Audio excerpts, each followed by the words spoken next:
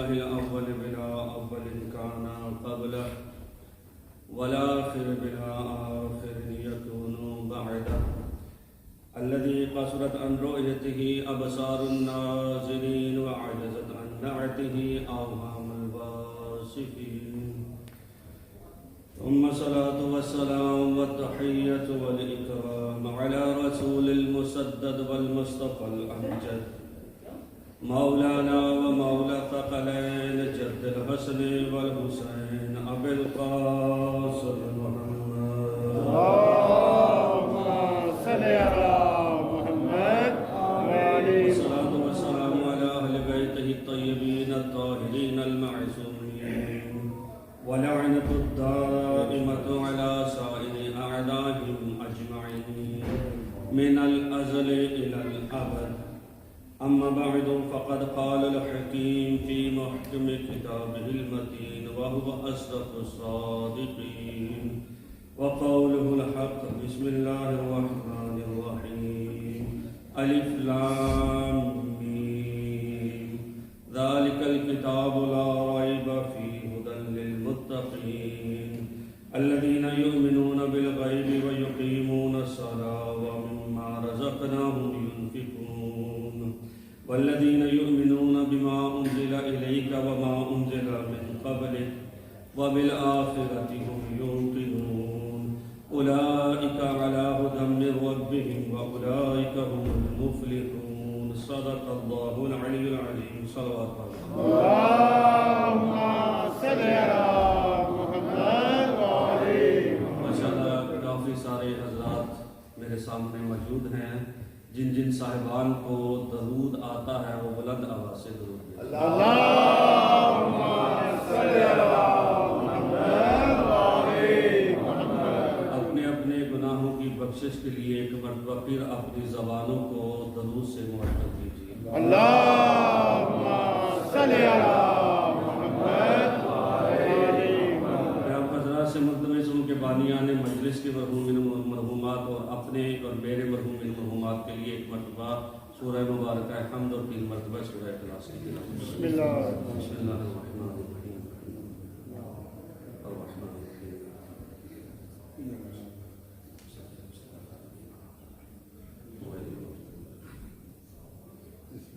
بسم اللہ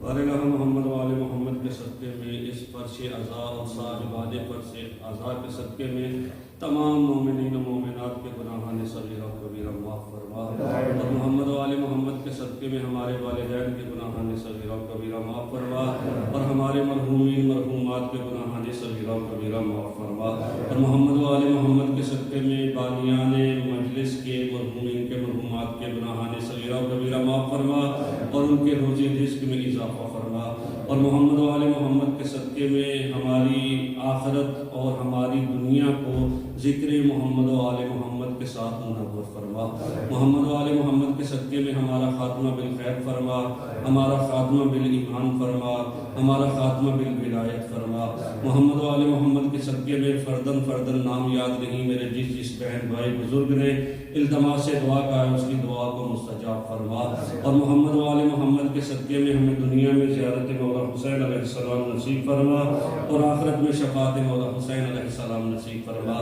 اس فرش عزا کے بانی زہرا کے آخری لال اور اپنی آخری حجت کے ظہور میں تعجیل فرما ہمیں ان کے اوان انصار کو شمار فرما اپنی اپنی دعاؤں کی قبولیت کے لیے ایک مرتبہ بلند آواز سے درود کیجیے اللهم صل على محمد وعلى اچھا تسبیح کے اندر جو موتی ہوتے ہیں نا وہ ساتھ ملے ہوئے ہوں تو تسبیح اچھی لگتی ہے ماشاءاللہ اگر ایک موتی یہاں پڑا ہو ایک وہاں پڑا ہو ایک وہاں اور ایک وہاں پہ پڑا ہو تو اس تسبیح کو پڑھنا تو دور کی بات ہاتھ میں پکڑنے کو دل نہیں کرتا تو آپ حضرات سے ملتمس ہوں کہ تسبیح کی طرح ذرا سمٹ کے بیٹھنے کی کوشش کریں اگرچہ آپ کو 120 کا خیال رکھنا ہے لیکن اتنا خیال نہ رکھیں کہ ایک بندہ یہاں اور دوسرا اگلی دیوار کے ساتھ بیٹھا ہو نعرہ تکبیر اللہ اکبر نعرہ تکبیر اللہ اکبر نعرہ رسالت یا رسول اللہ نعرہ رسالت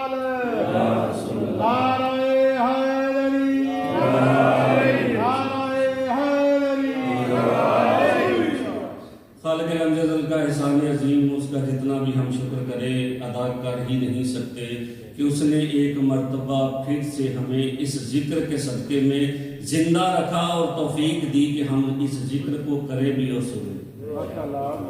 اس عظیم خالق و مالک، اس عظیم مرتبہ الہ کا ہم شکر کس طرح سے ادا کریں کہ اتنی دنیا ہمارے ساتھ موجود تھی پچھلے سال اور آج نہیں، لیکن اس نے ہمیں باقی رکھا اور ہمیں توفیق دی کہ ہم ذکر محمد و آل محمد علیہ السلام کو سنیں اور کریں۔ تو عزیزان گرامی مرتبت بغیر کسی تمہید کے اپنے موضوع کی طرف جاؤں گا۔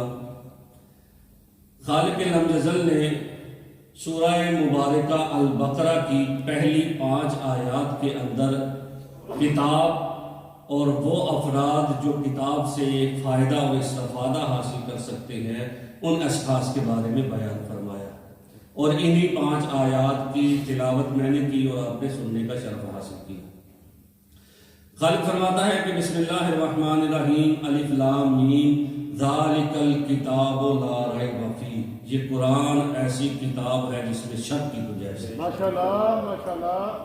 فرمایا ذالک الکتاب لا ریب فیہ، یہ قرآن ایسی کتاب ہے جس میں کسی قسم کے شک و شبہ کی گنجائش نہیں ہے۔ ایک تو اس میں کسی شک و شبہ کی گنجائش نہیں ہے، اور پھر اللہ نے فرمایا کہ اس کتاب کو میں نے ہدایت تو ساری کائنات کے لیے بنا کر بھیجا ہے، لیکن اس سے جو ہدایت کریں گے ان ہدایت پانے والوں کی صفات کو بیان کرتے ہوئے میرے خالق نے فرمایا ہدی للمتقین، اگرچہ یہ کتاب ساری کائنات کے لیے سراپائے ہدایت ہے، لیکن اس سے ہدایت وہی پائے گا جو متقی ہوگا۔ فرمایا کہ یہ کتاب بغیر شک و شبہ کے ہے، اور اس سے اگر کوئی چاہتا ہے کہ ہدایت پالے تو اسے متقی ہونا پڑے گا۔ اور پھر اس کے بعد اگلی آیات کے اندر اللہ نے متقین کی نشانی اور علامتیں بیان کرتے ہوئے فرمایا کہ متقی کسے کہتے ہیں۔ فرمایا الف لام میم ذالک الکتاب لا ریب فیہ ھدی للمتقین، کہ یہ کتاب ہدایت ہے متقین کے لیے، اور متقین کی صفت بیان کرتے ہوئے میرے خالق نے فرمایا کہ متقی وہ ہے جو یقیمون الصلاۃ، جو نماز کا ادا کرنے والا۔ فرمایا اس سے پہلے فرمایا کہ الذین یؤمنون بالغیب، متقی کی پہلی صفت یہ ہے کہ وہ غائب پر ایمان رکھتا ہے۔ غائب یعنی کیا؟ وہ جس زمانے میں موجود نہ تھا، اللہ نے جو کچھ اس زمانے میں نازل کیا اس بات پہ یقین رکھتا ہے۔ یعنی متقی اسے کہا جاتا ہے جو نبی کے زمانے میں موجود نہ تھا لیکن نبی پہ ایمان رکھتا ہے۔ متقی اسے کہا جاتا ہے جو وصی نبی کے زمانے میں موجود نہ تھا، وصی نبی پہ ایمان رکھتا ہے۔ متقی اسے کہا جاتا ہے کہ بعد میں امام موجود نہیں اور ان پہ ایمان رکھتا ہے، اسے متقی۔ نعرہ تکبیر، نعرہ رسالت، کل ایمان نعرہ ہے۔ ایک بات پہ میں آپ صاحبان پہ بہت خوش ہوں کہ یہاں پہ خطیب نہ بھی پڑھنا چاہے تو آپ پڑھوا لیتے ہیں۔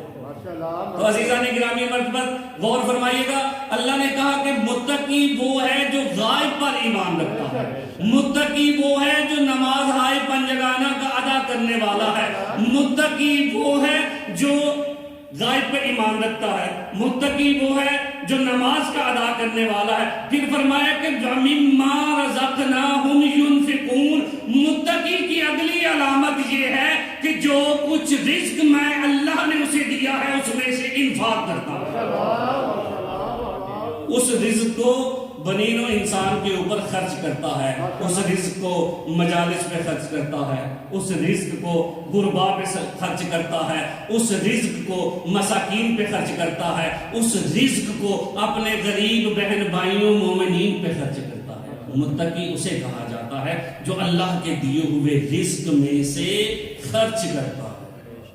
اور پھر میرے اللہ نے متقی کی اگلی کوشش کروں گا کہ ترجمے کے بعد کچھ اور معروضات آج انشاءاللہ آپ کی سماعتوں کی نظر کروں، کیونکہ مسلسل انشاءاللہ آپ کی سماع خراشی کروں گا۔ ظاہراً شب روز عاشور کی مجلس تک.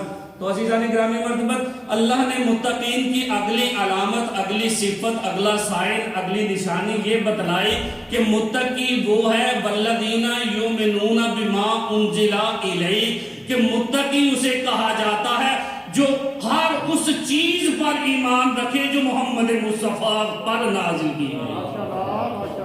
جو کچھ نبی معظم پہ نازل کیا گیا اس پر ایمان رکھتا ہے. یعنی اللہ نے حبیب کے اوپر قرآن نازل کیا تو اس پہ ایمان رکھتا ہے. اللہ نے حبیب کے لیے وسیع حبیب کو بھیجا تو اس پہ ایمان رکھتا ہے. اللہ نے اپنے حبیب کی جانشینی کے طور پر 12 اماموں کو منتخب کیا تو ان پہ ایمان رکھتا ہے. اللہ کے حبیب پر جو کچھ اللہ نے نازل کیا، جو ہر اس چیز پر ایمان رکھے اسے متقی کہا جاتا ہے. اور پھر کہا کہ ایک تو محمد مصطفیٰ پہ نازل ہونے والی ہر چیز پہ ایمان رکھتا ہے، اور پھر فرمایا وَمَا أُنزِلَ إِلَيْكَ مِن قَبْلِكَ، اور جو کچھ نبی سے پہلے نازل کیا گیا اس ہر چیز پر بھی ایمان رکھتا ہے. یعنی مصطفیٰ سے پہلے 1,23,999 جو نبی بھیجے گئے ان پر بھی ایمان رکھتا ہے، تورات پر بھی ایمان رکھتا ہے، انجیل پر بھی ایمان رکھتا ہے، زبور پر بھی ایمان رکھتا ہے. اللہ کے بھیجے گئے 100 صحیفوں پر بھی جو ایمان رکھتا ہے اسے متقی کہا جاتا ہے. اور پھر فرمایا متقی کی اگلی خصوصیت، اگلی نشانی، اگلی صفت یہ ہے وَهُمْ بِالْآخِرَةِ يُوقِنُونَ، کہ متقی آخرت پر اعتقاد اور ایمان رکھتا ہے. متقی جانتا ہے کہ یہ دنیا عمل کا گھر ہے، یہ دنیا کرنے کے لیے، کچھ کرنے کے لیے اللہ نے خلق کی ہے اور ہمیں اس دنیا میں بھیجا ہے. اور جزا کا گھر وہ آخرت کی دنیا ہے جب اللہ بنین و انسان کو سزا و جزا دے گا. اس حوالے سے ایک جملہ انشاءاللہ آپ کی سماعتوں میں نظر کروں گا اور فضائل کے باب سے انشاءاللہ معراج تک آپ پہنچ جائیں گے. تو متقین کی یہ نشانیاں بیان کرنے کے بعد میرے اللہ نے کہا کہ متقی وہ ہے جو پہلے تو کتاب کا تعارف کروایا، کہا کہ یہ وہ کتاب ہے جس میں کسی شک و شبے کی گنجائش نہیں. متقی وہ ہے جو اللہ کے دیے ہوئے رزق میں سے خرچ کرتا ہے، جو نماز ہائے پنجگانہ کو بجا لاتا ہے، جو غیب پر ایمان رکھتا ہے، جو رسول معظم پر نازل کی جانے والی تمام تر اشیاء پہ ایمان رکھتا ہے، ان سے پہلے نازل کی جانے والی اشیاء پہ ایمان رکھتا ہے. پھر فرمایا کہ جس میں یہ ساری نشانیاں پائی جائیں اسے متقی کہا جاتا ہے. اور پھر ان متقین کے لیے اللہ نے انعام یہ رکھا، فرمایا کہ اولئک علی ھدی من ربہم واولئک ھم المفلحون. یہ متقین ہی وہ لوگ ہیں جنہیں اللہ نے جزائے خیر دے دی ہے اور ان کا انجام بہترین رکھا ہے، اور یہی اللہ کی طرف سے ہدایت یافتہ. تو عزیزان گرامی مرتبت اگر توجہ میری طرف ہو گئی ہو تو ترجمے سے ذرا اگلے مرحلے کی طرف میں جانا چاہتا ہوں، آپ کو لے جانا چاہتا ہوں. اللہ نے بالعموم سارے انبیاء کے اوپر قرآن کے علاوہ 3 اور کتابیں نازل کی. تورات بھیجی، انجیل بھیجی، زبور بھیجی، اور اللہ نے کم و بیش 100 صحیفہ باقی انبیاء پہ نازل کیا. کتاب اور صحیفے میں فرق آپ حضرات جانتے ہیں. کتاب جو مکمل کتاب کی صورت میں 200-400 یا 150 صفحے کے اوپر موجود ہو، اور صحیفہ جو چند اوراق کے اوپر مشتمل ہو، جسے ہماری زبان میں کتابچہ بھی کہتے ہیں. تو اللہ نے جتنی کتابیں اور جتنے صحیفے بھی بھیجے، لیکن کسی کتاب اور صحیفے کے بارے میں نہیں کہا لا ریب فیہ کہ اس میں کسی شک و شبہ کی گنجائش ہے. یہ قرآن کا اعجاز ہے عزیزان گرامی مرتبت. آپ میرے جملوں کو سمجھیں گے تو اگلے جملے نکلیں گے.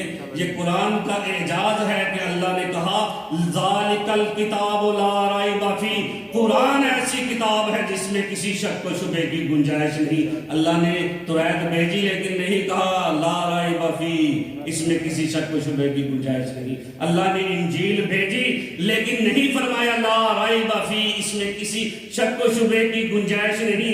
اللہ نے انجیل بھیجی لیکن نہیں فرمایا لا ریب فیہ، اس میں کسی شک و شبہ کی گنجائش نہیں.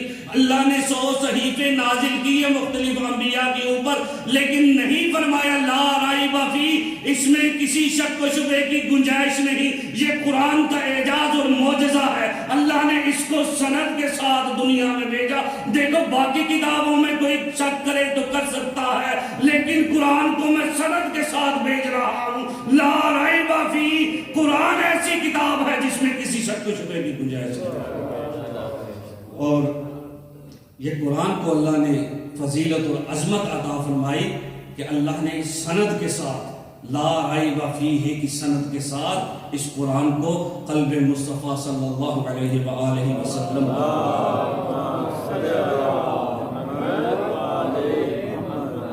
اور عزیزان گرامی مرتبت صاحب قرآن یعنی حبیب کبریا جن پہ قرآن کو نازل کیا گیا، اور وہ باقی انبیاء جن پہ باقی کتابیں اور صحیفے نازل کی گئیں، ان میں بہت بڑا فرق ہے عظمت کے لحاظ سے، قرآن کے مرتبے کے لحاظ سے، اور قرآن کو حاصل کرنے والے اور ان کتابوں کو حاصل کرنے والے انبیاء کے لحاظ سے۔ اللہ نے جب توریت بھیجی نا تو اللہ نے توریت قلب صاحب توریت پہ نازل نہیں کی۔ صاحب توریت کو لینے کے لیے جناب داؤد خود گئے، جا کے توریت کو لے کر آئے، اللہ نے ان پہ نازل نہیں کی۔ عزیزان گرامی مرحبت میرے جملے خدا را ضائع نہ کیجیے گا، صاحب توریت کو لینے کے لیے خود گئے، صاحب انجیل کو لینے کے لیے خود گئے، صاحب زبور کو لینے کے لیے خود گئے، لیکن قرآن اور صاحب قرآن کا معجزہ دیکھیے، قرآن اور جس پہ قرآن نازل ہوا اس کا مرتبہ دیکھیے، جہاں جہاں مصطفیٰ پھرتے رہے وہاں وہاں قرآن آتا۔ نعرہ تکبیر،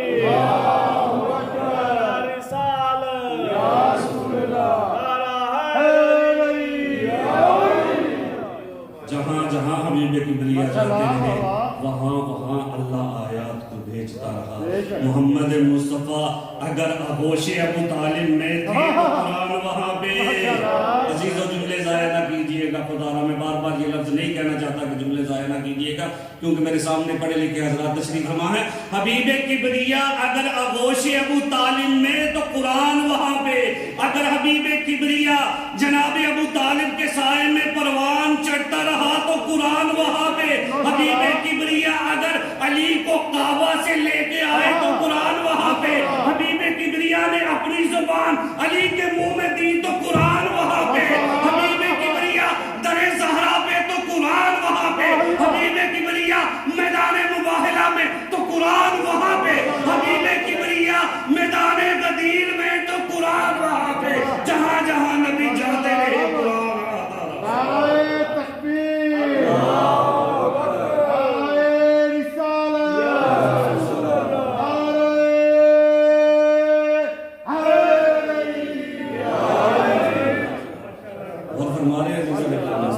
تمہیدی مجلس ہے، اس سے زیادہ زور بھی سے لگے گا نہیں اس مجلس میں۔ تو عزیزان گرامی مرتبت یہ قرآن اور صاحب قرآن کو اللہ نے معجزہ اور عظمت عطا فرمائی ہے۔ باقی انبیاء خود گئے کتابیں لینے کے لیے، جناب موسیٰ کوہ طور پہ آپ نے واقعات علماء کی زبان سے سنے ہیں، اسی طرح باقی انبیاء بھی مختلف مقامات پہ گئے، لیکن اللہ نے صاحب قرآن کو کتنی عظمت سے نوازا ہے۔ میرا نبی مدینہ کی گلیوں میں گھوم رہا ہے تو آیت نازل ہو رہی ہے، میرا نبی مکہ کے پہاڑوں میں ہے تو آیت نازل ہو رہی ہے، میرا نبی میدان مباہلہ میں ہے تو آیت نازل ہو رہی ہے، میرا نبی جو فعل بھی انجام دے رہا ہے اس کے ہر فعل کو اللہ قرآن کی آیت بنا کے اتارا ہے۔ میرا نبی در زہرا پہ جا کے سلام کرتا ہے تو اللہ آیت تطہیر کو بھیج دیتا ہے۔ میرا نبی مولا کائنات علی ابن ابی طالب کا بازو پکڑ کے میدان غدیر میں اعلان کرتا ہے تو اللہ الیوم اکملت لکم دینکم کی سند کے ساتھ قرآن کو دین کو تمام کر دیتا ہے۔ تو عزیزان گرامی مرتبت جہاں جہاں میرا نبی جاتا رہا اللہ وہاں وہاں آیات کو بھیجتا ہے۔ اور عزیزان گرامی مرتبت اس قرآن کے بارے میں خالق الحمد جل نے ایک سند دے رکھی ہے اسی قرآن کے اندر۔ فرمایا کہ قرآن کیسی کتاب ہے، اس کا مرتبہ اور مقام اور منزلت کیا ہے۔ میرا خدا خالق لمزل قرآن مجید میں ہی ارشاد فرماتا ہے وَلَا رَطْبٍ وَلَا يَابِسٍ إِلَّا فِي كِتَابٍ مُبِينٍ، کائنات کا کوئی ذرہ ایسا نہیں، کوئی شے ایسی نہیں جس کا ذکر اس قرآن میں موجود ہے۔ عزیزان گرامی مرتبت جملے آپ کی سماعتوں کی نظر کرنے جا رہا ہوں۔ قرآن کا دعویٰ ہے، اللہ نے اس قرآن کو سند دے رکھی ہے وَلَا رَطْبٍ وَلَا يَابِسٍ إِلَّا فِي كِتَابٍ مُبِينٍ، کائنات کی ہر خشک و تر شے کا ذکر قرآن میں ہے۔ تو مجھے کہنے دیجئے حیوانوں کا ذکر بھی قرآن میں ہے، انسانوں کا ذکر بھی قرآن میں ہے، نباتات کا ذکر بھی قرآن میں ہے، حیوانات کا ذکر بھی قرآن میں ہے، آسمانوں کا ذکر بھی قرآن میں ہے، زمینوں کا ذکر بھی قرآن میں ہے، نیک اور بد دونوں کا ذکر قرآن میں ہے۔ قرآن میں ہر ذکر کو رکھ کے اللہ نے کہا جس کتاب میں ساری کائنات کا علم پایا جائے اسے کتاب مبین کہتے ہیں، اور جس قلب میں یہ سارا علم سما جائے اسے امام مبین کہتے ہیں۔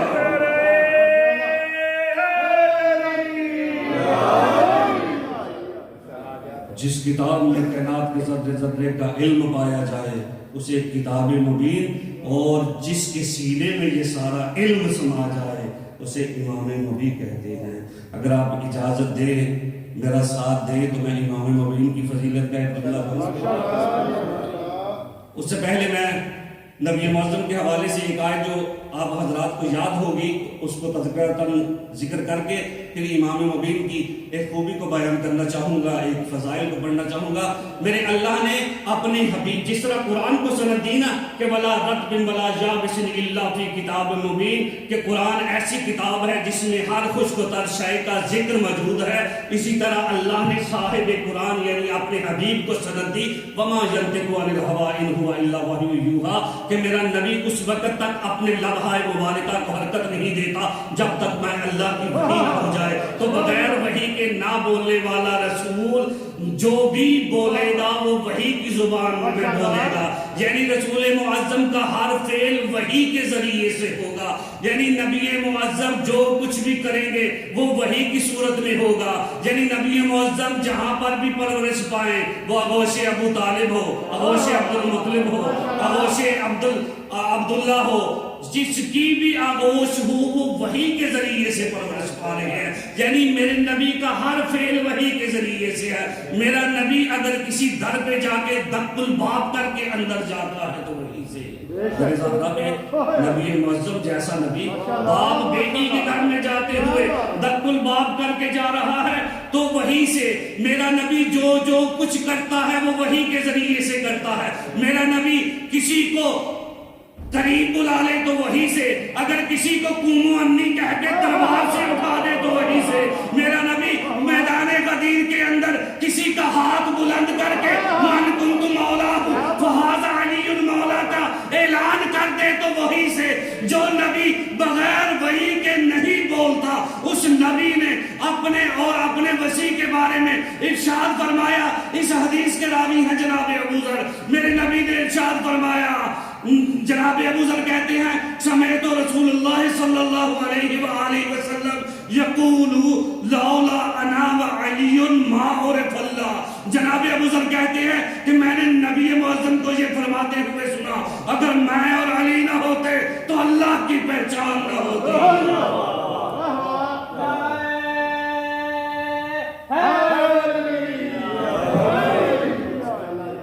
عزیزان گرامی، بغیر وحی کے نہ بولنے والا رسول فرما رہا ہے لولا انا وعلی ما عرف اللہ، میں اور علی نہ ہوتے تو اللہ کی پہچان نہ ہوتی۔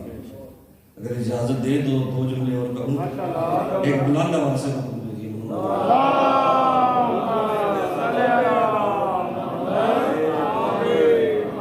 جناب ابو ذر کہتے ہیں کہ میں نے نبی معظم کو یہ فرماتے ہوئے سنا لولا انا وعلی ما عرف اللہ، اگر میں مصطفیٰ اور علی نہ ہوتے تو اللہ کی پہچان نہ ہوتی۔ اور اگلے جملے میں ارشاد فرمایا لولا انا وعلی ما عبد اللہ، میں اور علی نہ ہوتے تو اللہ کی عبادت ہی نہ ہوتی۔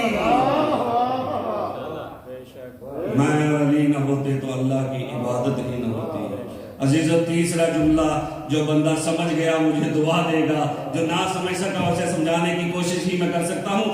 میرے نبی نے فرمایا لولا انا وعلی ما عرف اللہ، میں اور علی نہ ہوتے تو اللہ کی پہچان نہ ہوتی۔ لولا انا وعلی ما عبد اللہ، میں اور علی نہ ہوتے تو اللہ کی عبادت نہ ہوتی۔ اور فرمایا لولا انا وعلی لو کان عذاب ولا عقاب، میں اور علی نہ ہوتے نہ کوئی جزا ہوتی نہ سزا ہوتی۔ نعرہ تکبیر، نعرہ رسالت، نعرہ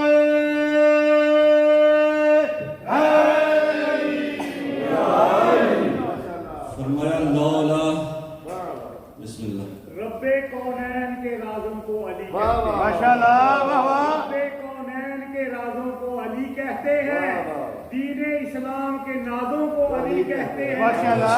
تم تو کہتے ہو کہ یا علی مدد کہنا بدعت ہے، ماشاءاللہ۔ تم تو نبیوں کے سہارے کو علی علی کہتے ہیں۔ نعرہ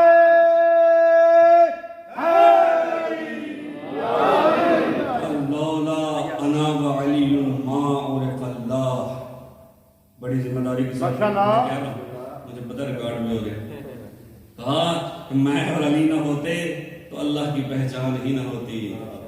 حدیث قدسی آپ کے ذہنوں میں ہے، میرے نبی نے ارشاد فرمایا، اللہ نے ارشاد فرمایا، معذرت، اللہ نے ارشاد فرمایا حدیث قدسی کے اندر، کنت کنزا مخفیا فاحببت ان اعرف فخلقتک یا محمد، میں چھپا ہوا خزانہ تھا، میں نے چاہا کہ پہچانا جاؤں، لہذا میرا نبی میں نے تجھے خلق کرا۔ اور اس نبی سے خطاب کرتے ہوئے میرے اللہ نے اور بہت سارے مقامات، بہت ساری روایات بیان کی ہیں۔ انشاءاللہ سلسلہ وار ان روایات کو میں آپ کے گوش گزار کرتا رہوں گا، بس اس روایت کے حوالے سے چند جملے مجھے کہنے دیجئے۔ فرمایا کہ لولا انا وعلی ما عرف اللہ، میں اور علی نہ ہوتے تو اللہ کی پہچان نہ ہوتی۔ میں یہ لفظ بار بار اس لیے دہرا رہا ہوں کہ زندگی کے کسی لمحے میں آپ کے ذہن میں آ جائے نا تو مجھے اپنی دعاؤں میں یاد رکھیے گا کہ لولا انا وعلی ما عرف اللہ، میں اور علی نہ ہوتے تو اللہ کی پہچان نہ ہوتی۔ لولا انا وعلی ما عبد اللہ، میں اور علی نہ ہوتے تو اللہ کی عبادت کہیں نظر نہ آتی، اللہ کی عبادت نہ ہوتی۔ لولا انا وعلی ما کان عذاب ولا عقاب، تو میں اور علی نہ ہوتے تو نہ کوئی جزا ہوتی نہ کوئی سزا ہوتی۔ تو نبی معظم کے ان جملوں سے یہ بات سمجھ لینی چاہیے، اگر کسی کو جزا ملے گی بھی تو وہ بھی علی کی وجہ سے، اگر کسی کو سزا ملے گی تو وہ بھی علی کی وجہ سے۔ اور یہی وجہ ہے کہ اصحاب پیغمبر کہتے ہیں کہ جب ہم نے دیکھنا ہوتا تھا کون مومن ہے اور کون منافق ہے، وہ کہتے ہیں کہ وَلَوْ كُنَّا نَعْرِفُ الْمُنَافِقُونَ، جب ہم چاہتے تھے کہ منافقوں کا پتہ کریں تو ہم پتہ کیسے کرتے تھے؟ بے بغض علی ابن ابی طالب، ہم علی کا تذکرہ کرتے تھے، چہروں کو پڑھ کے پتہ چل جاتا تھا کون مومن ہے اور کون منافق ہے۔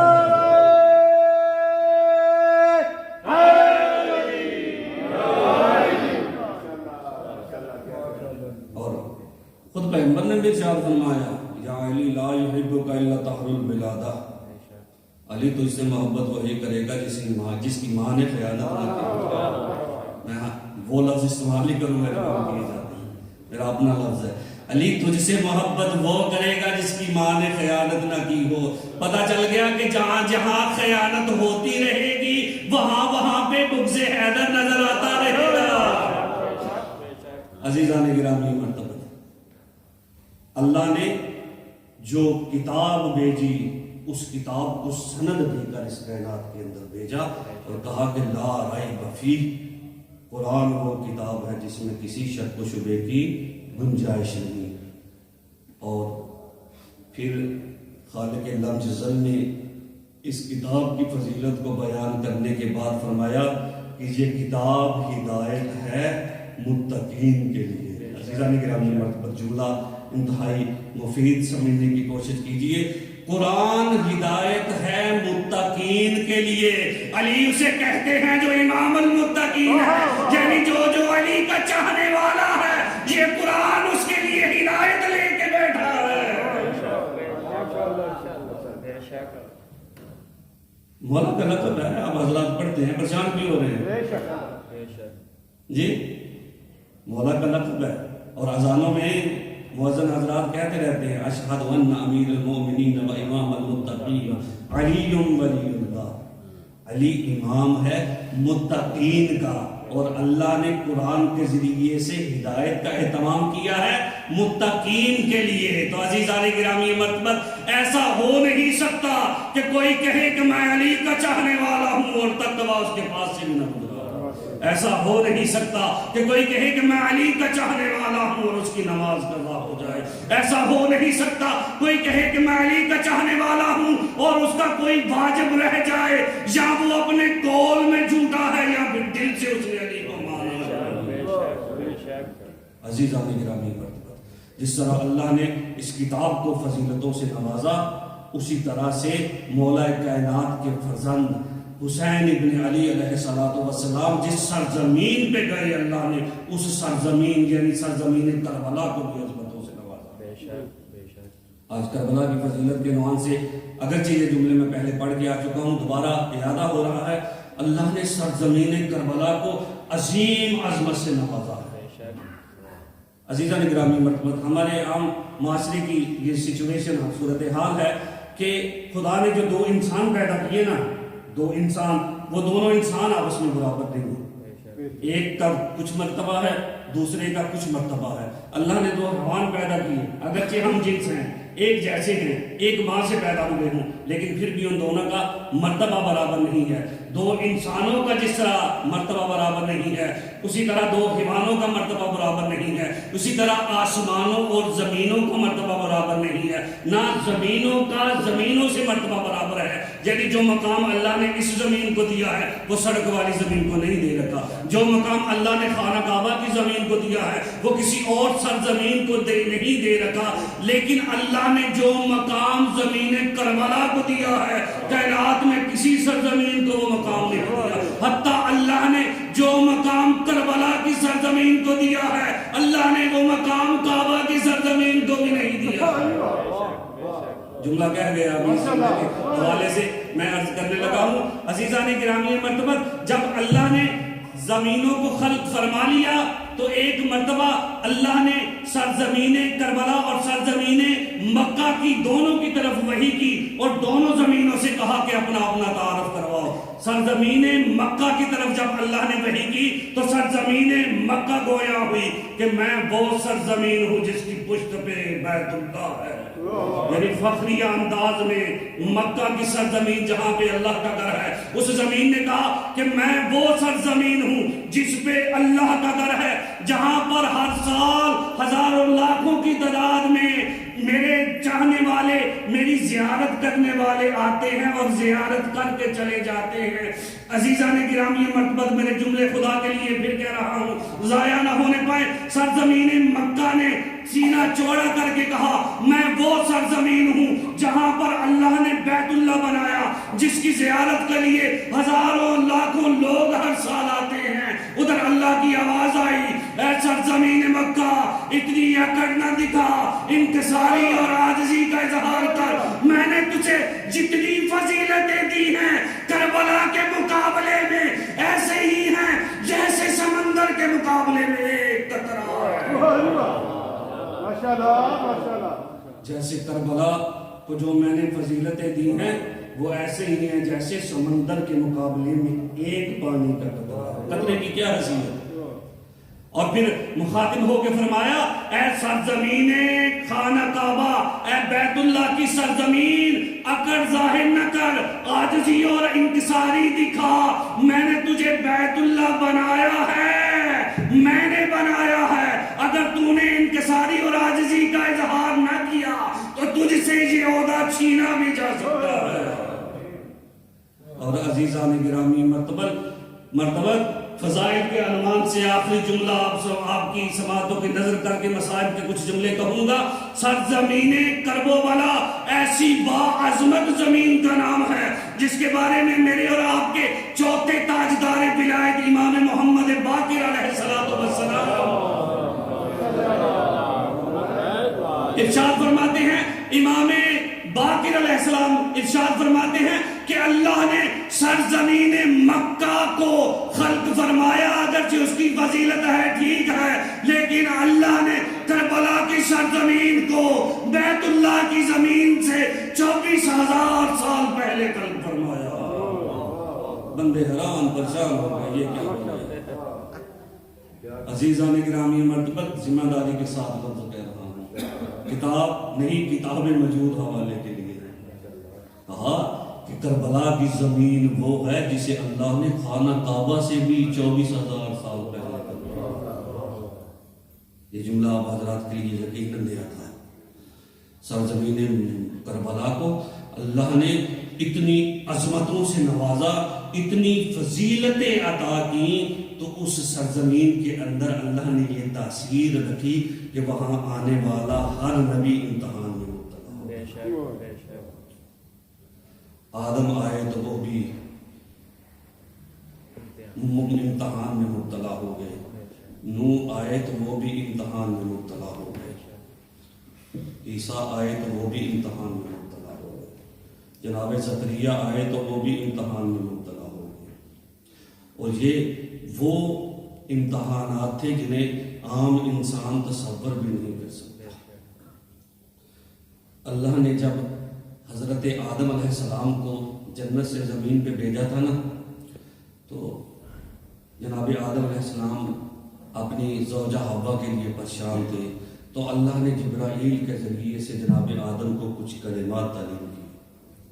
ان کلمات کو پڑھتے پڑھتے جب جناب آدم کی زبان پہ حسین کا لفظ آیا، جناب آدم کی آنکھوں سے آنسو نکلنا شروع ہو گئے۔ جناب آدم رو بھی رہے ہیں اور جبریل سے پوچھ رہے ہیں، اے جبریل، اللہ نے اس نام حسین میں کیسی تاثیر رکھی کہ میری آنکھوں سے آنسو جاری ہو گئے؟ جبریل نے کہا، اے نبی آدم، ایک زمانہ آئے گا تیرے آخری نبی کی آل میں سے اس کا بیٹا حسین اس سرزمین کربلا پہ ذبح کیا جائے گا، وہ 3 دن کا پیاسا ہوگا، خواتین و عصمت و طہارت کی ندائیں لوٹی جائے گی، اجرکم اللہ۔ عزادارو، عجیب مرحلہ تھا جب مولا حسین نے مدینے کو الوداع کیا۔ لفظ میں نے کہہ دیا اور آپ نے سن لیا۔ عزادارو، میرے لفظ پہ غور فرمائیں گے، مولا حسین نے مدینہ چھوڑا نہیں تھا، چھڑوایا گیا۔ عزادارو، جب بندہ خود چھوڑے گا تو اس کے چھوڑنے کی تیاری کچھ اور طرح کی ہوتی ہے، جب چھڑوایا جائے تو تیاری کا مرحلہ کچھ اور ہوتا ہے۔ حسین مولا نے مدینہ چھوڑا نہیں تھا۔ عزادارو، خدا کے لیے مبالغہ نہ کرنا، حسین سے مدینہ چھڑوایا گیا۔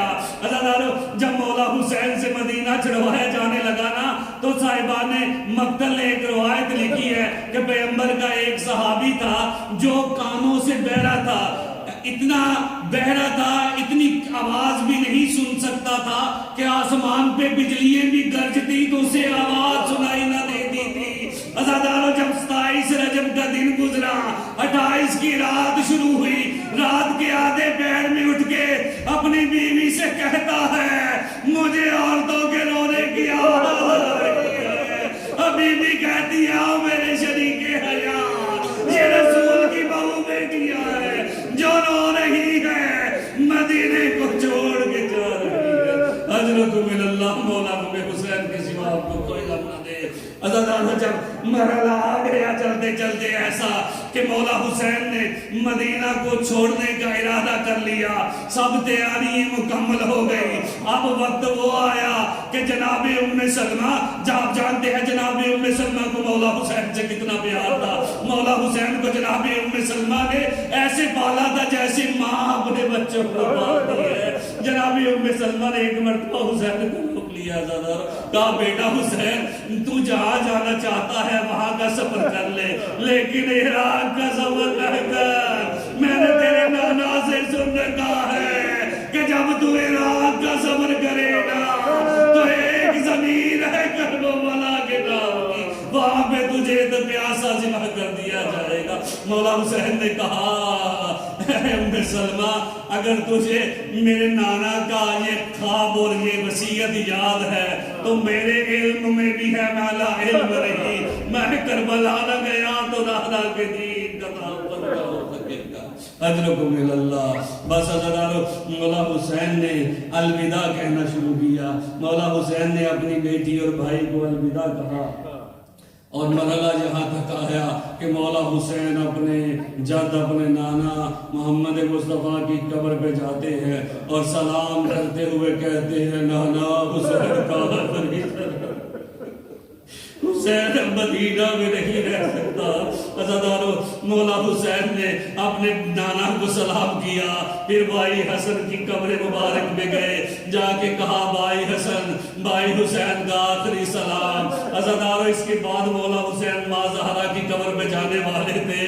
اہل مقتل نے لکھا ہے کہ جب مولا حسین نانا اور بھائی حسن کی قبر میں گئے نا تو بڑے پروقار انداز میں گئے اور الوداع کیا اور آخری سلام کیا۔ جب ماں کی قبر پہ جانے لگے مولا حسین، عزادارو روایات یہی کہتی ہیں کہ مولا حسین ایسے لوٹتے گئے جیسے چھوٹا بچہ ماں کی طرف دوڑتا ہے، اور جا کے قبر مبارک کو سینے سے لگا لیا اور کہا السلام علیکہ یا اماں، اے ماں زہرا حسین کا آخری سلام۔ صاحب تمدن صاحب والے 3 جواب لکھے ہیں عزادارو۔ جب مولا حسین نے سلام کیا بی بی کا پہلا جواب آیا علیکہ السلام یا غریب، اور میرا غریب حسین ماں کا بھی سلام ہو۔